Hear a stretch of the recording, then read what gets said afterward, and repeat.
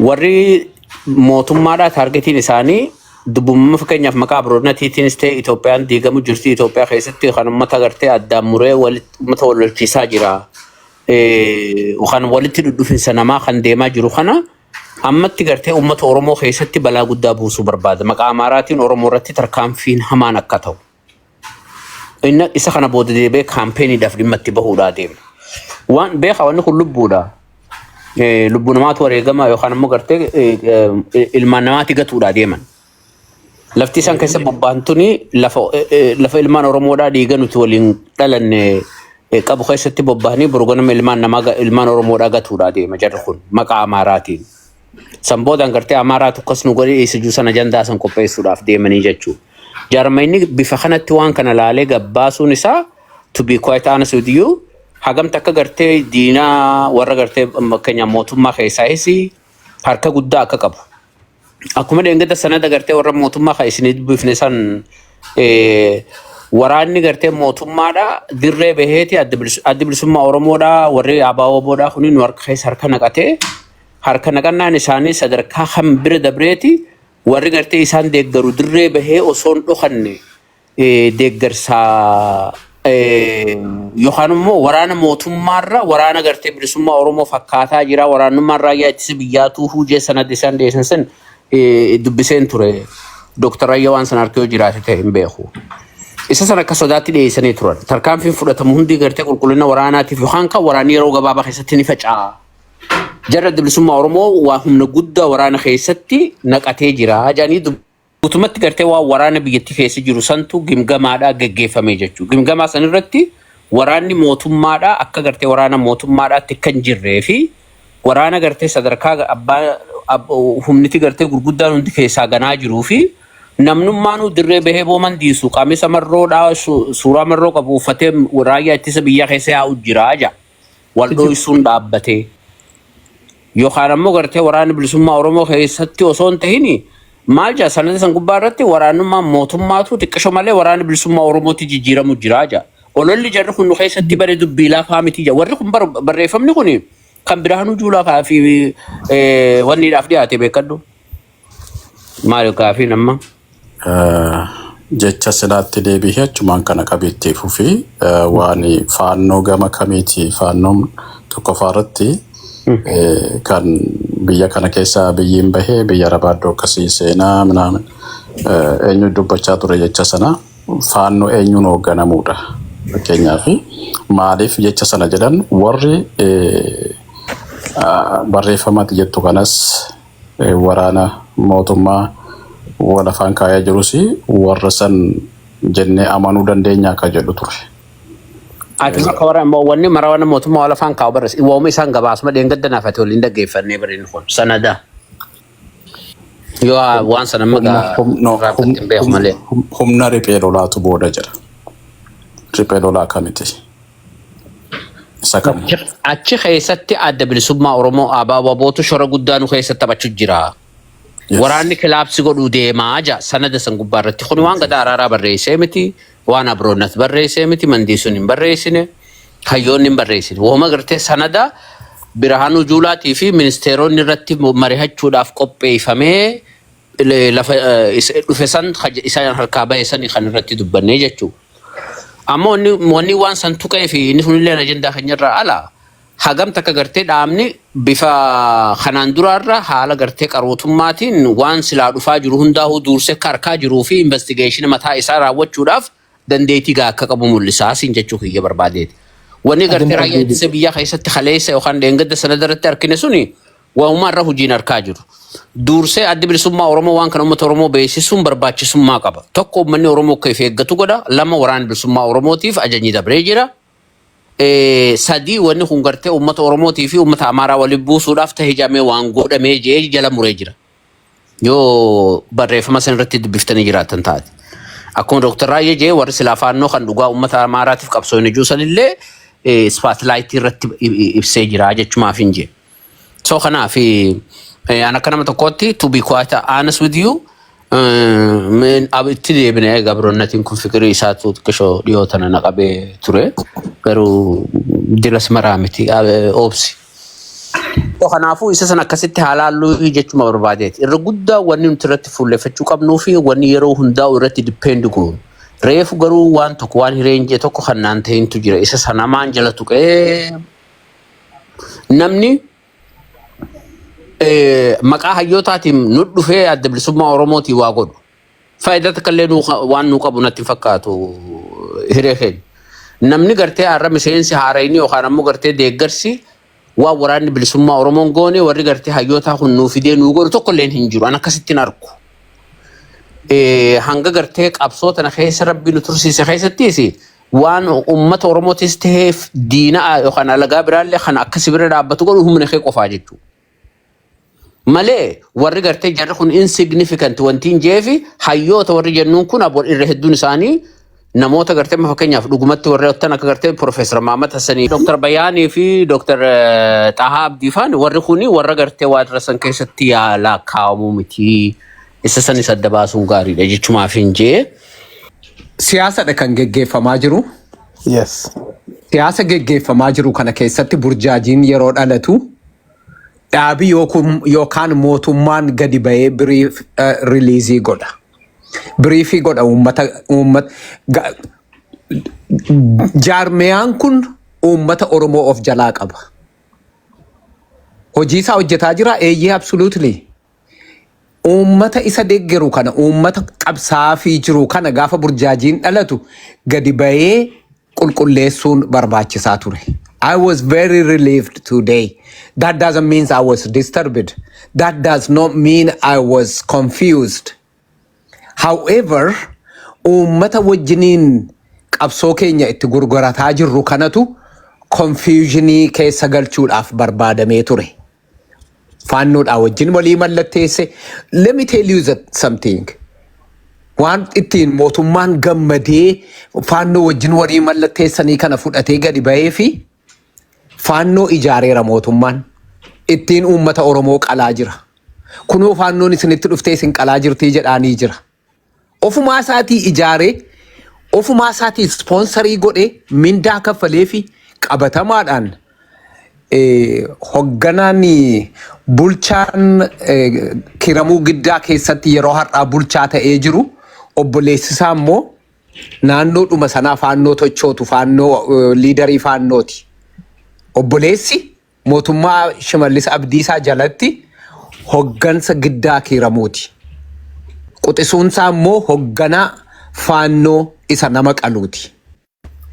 So kana lachanuu kan kaa'e Hunanyaa'u Darajjee namicha jedhamu hogganaan sun. Kana lachuu kan kaa'e Abiyyi Ahmad. Kunoo faannoon isin qaltii jedhee uummata Oromootti hima. Asimmoo deebi'ee kunoo faannoo isin qaltu kanatu woboodhaa wajjin tokko ta'ee jedhaan. Agartanii? So therefore wanti kun qulqullaa'uu qaba ture. I thank jireenyaa or bakka bu'aa gorsaa olaanaa ajajaa olaanaa waraana bilisummaa Oromoo kan ta'e gaafa inni gadi ba'ee BBC irratti ibsa kenne I was being relieved as akka kana irratti kan nuti jedhaa jirru waraanni bilisummaa Oromoo murtee uummata isaatiif tarkaanfii inni fudhatu duuba jirra. Yoo gaaffii qabaanne keessatti gaaffii gaafanna. Garuu isaan maal jedhan amma dhufanii har'a jireenyaan bakkatti waliin mari'annillee isa bira waliin mari'achuun badiin qabu bar Dr. Raayyaa akkuma isin jettan. Garuu bakkatti waliin mari'annes walii galles hin qabnu. Odeeffannoon sun ta'e jedhameetu uummata Oromoo ittiin burjaajessuudhaaf gadi ba'e. Ansanas yeroo odeeffannoon sun gadi ba'e fudhadhee sin turre fudhachuus hin qabnu bakka dhaqnee addaan baafannus immoo qabna nuti keessumaa warri deeggartoota waraana bilisummaa Oromoo. Kanaafi waan walii galanis waan walii mallatteessanis hin qabani garuu ta'ee jedhamee waraana faannoo Abiyyi ijaare kun Oromoo qalu kuni kunoo woboon faannoo wajjin walii galee isin qaluuf deema jechuudhaaf uummata biratti woboo maqaa xureessuudhaaf waan ta'e jedhamee gadi ba'eedha kun. Eenyutu gadi baasee? Eenyutu waa tokko wanti tokko caafii tokko tuun argatin hin jenne Afrikaan Intelligensiin kun. Gurbaan miidiyaan nafxanyaa tokkos caafii wayii qabu. Maalni caafii isaan qaban lola dalgaa dhaabna faa jedhanii turan miti waraanni bilisummaa Oromoo hayyoonni keenya waboon waraanni uummanni Oromoo yookaan qabsoon Oromoo qabsaa'onni kun lola dalgaa dhaabanii mootummaa irratti dhaqanii kunoo waboodhaa wajjin walii gale waan jedhu tokko liikii godhan namoonni muraasni. Namoota kana maqaa dha'uu nan danda'a. We don't have to because hin beeknu kaa. Garuu asuma keessaa waa tokko baanaan African intelligence sun kana fudhatee gadi bahe. Garuu they are wrong. They should have confirmed from both sides. Kanuma kunoo har'a akkas ifa ba'u kana kaleessuma sanayyuu jireenyaa taasa'uu hin danda'u turanii jechuudha. Ololan taane warra burjaajoofillee waan ragaa qabatamaa waan ittiin adda baafattu lafa sii kaa'ee garte. Yeroo baay'ee namoonni garaagaraa sadarkaa itti footooshooppii hojjetanii ittiin uummata burjaajessan irra yeroo jiranitti waan ragaa qabatamaa hin qabneeni uummata burjaajessuun innummaanuu siyaasa mataasaa danda'e qaba. Waraanni bilisummaa Oromoo hooggantoonni yeroo faana walii wal ga'anii mari'atanii arginee jedhan suura maaf finne yeroo san. Sagalee waraabbii maaf finne. Gartee yeroo baay'ee siyaasni siyaasa qawwee qofaa miti. Kallattii baay'eedhaanis irratti duula waan ta'eef impaayirri waanumti dubbatame hundimmoo ni ta'a miti. Mirga uummata Oromoo kallattii kamiiniyyuu karaa hin sarbineen yookaan firee uummata Oromoo karaa dabarsee hin kennineen qaamni barbaade waliiniyyuu yoo walii gale rakkoon qabu maalannaanii mootummaa impaayira uummata niitii ulfa diroonidhaan tumaa ooluyyuu walii galaa jettanii kadhachaa ooltu jechuudha. Silaa ta'e iyyuu jechuudha. Qaamni badii raawwateef itti gaafatamee badii dhufu kamiyyuu qolachuuf yoo irratti walii galte rakkoon qabu. Garuu immoo waraanni bilisummaa Oromoo faana walii gale sin agarree daangaa irratti dhaqee waliin mari'atee maal jedhu kanas nuyi dirree jirurra sin achi teechanii argitan yoo taate koonseeniti loliiti gaafa sanachan ture hedii dubbadhu.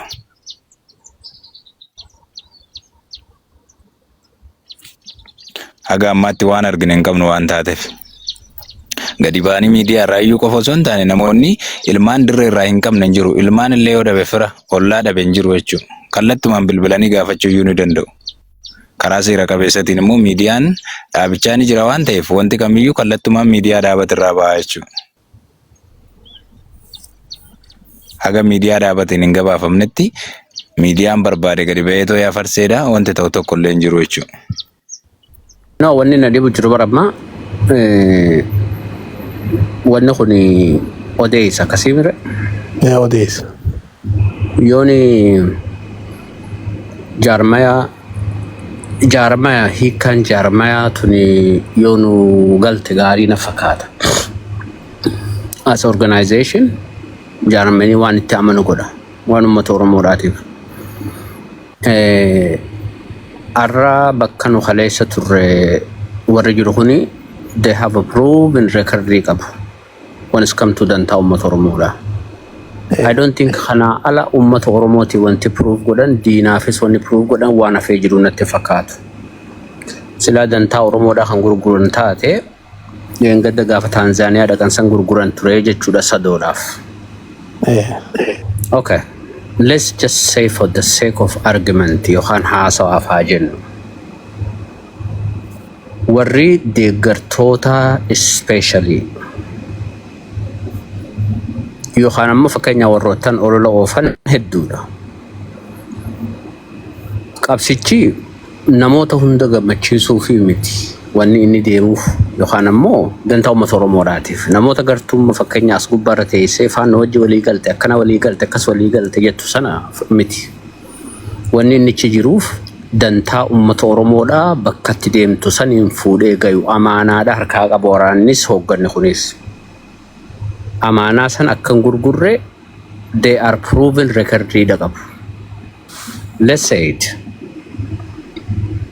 Tokkummaan haatti fufu jecha tokkoof lama dubbadde yoo nama fakkeenyaaf tactical alliance laalammoo waa hedduun harkaa walitti laaqamaa jira.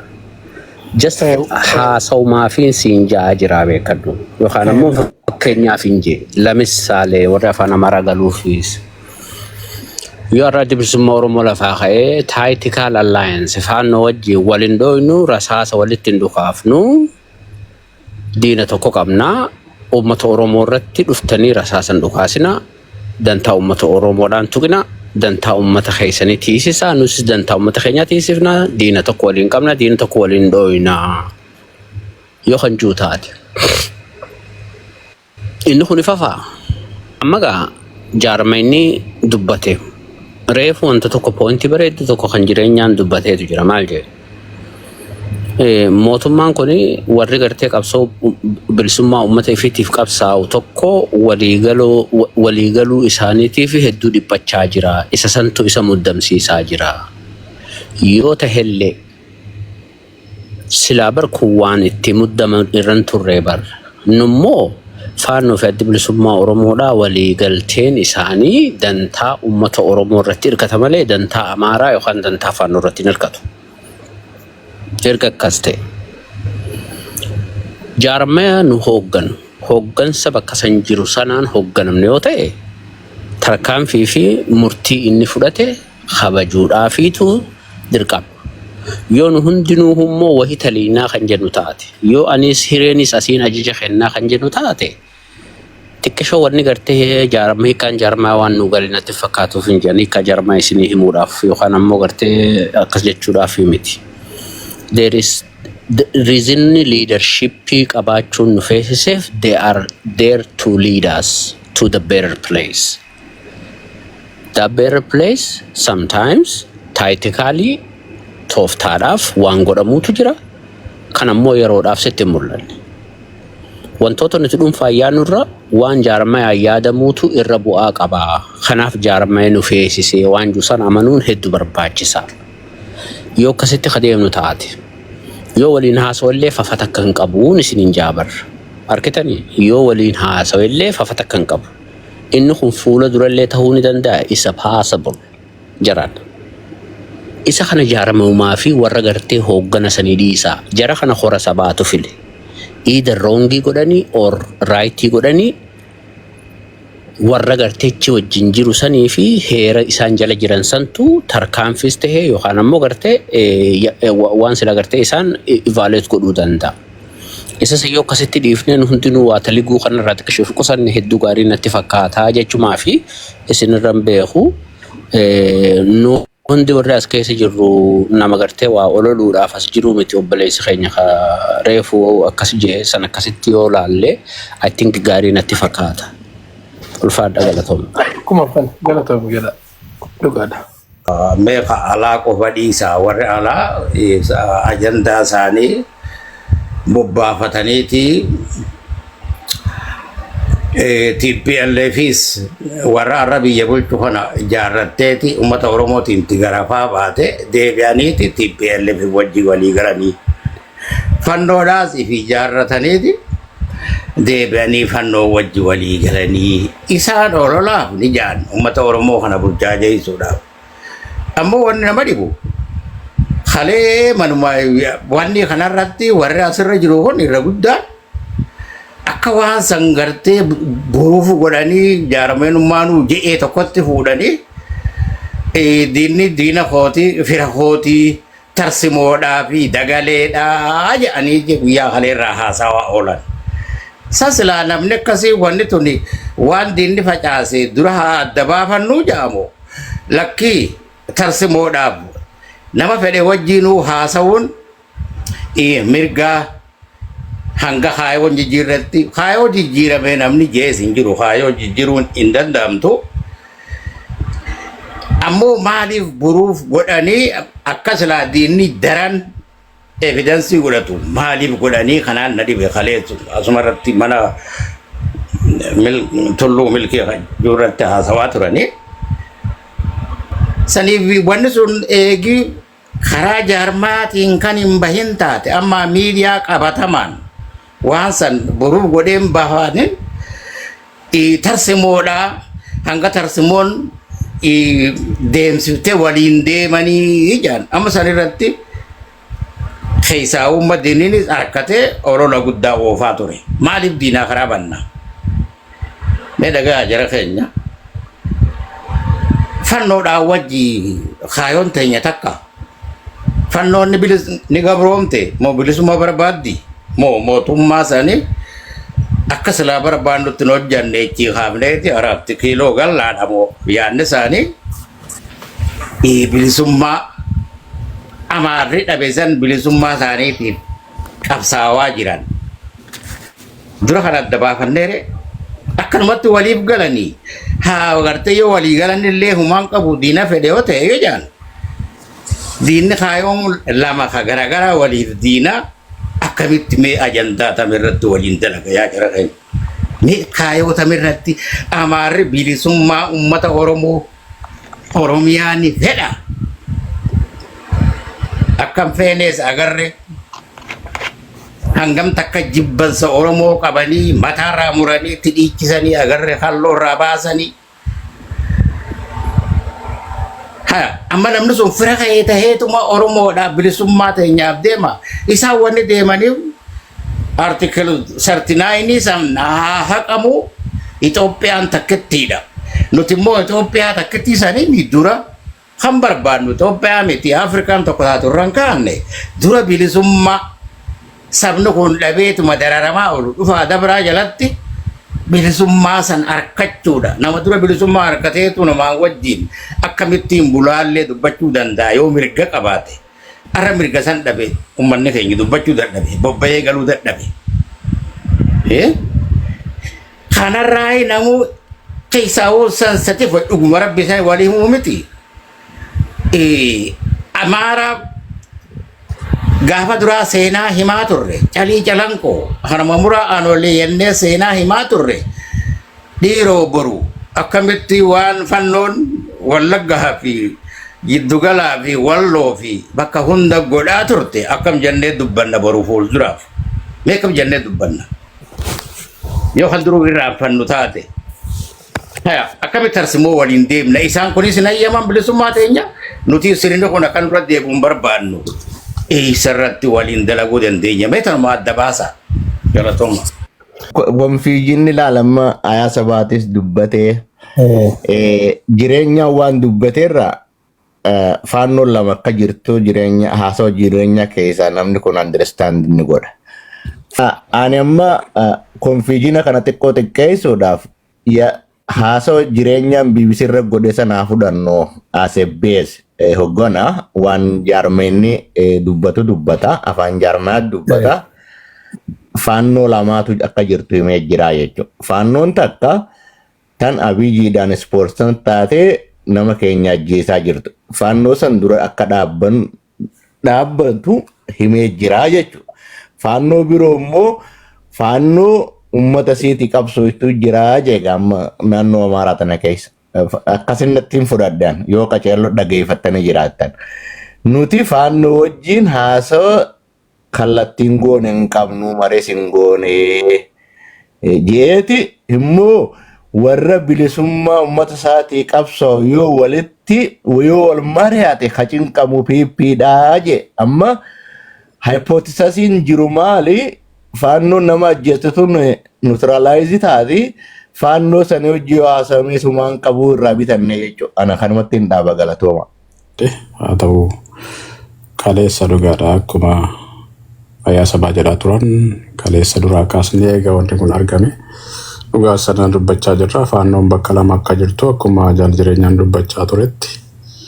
dubbachaa turreerra ni beekna sanas faannoon abiyyii faayii wal loltuu fi kan uummata keenya lafarraa buqqiftu garaagara. Bakka sanatti hubannoodhaan uummata maaliif warra uummata keenya akkas godhaa jiru wajjin waraanni bilisummaa Oromoo mari'atanii ka jedhu gaaffii dhufte sana akkitti deebisaa turre. Dr. Raayyaanis atis Jaal Hireenis bakka itti mari'achaa turretti yoo haala kanaan mari'atameera tahee gaariidha. Kanan turre akkas ture jennee hubachiisaadha turre. Afaan faajjii keessa yookaan ammoo dogongora kijibaan qilleensa irratti namni facaasee fi burjaaja unurraan eegamu akkuma jaallemma jedhee dubbatee darbe waa hubachuutu nu barbaachisaa. Qilleensi miidiyaan afaan Oromoo dubbatus hedduun isaa arraata biyyoolessaa Oromiyaa kan hin taane hundumtuu fudhatee fiigaa ture.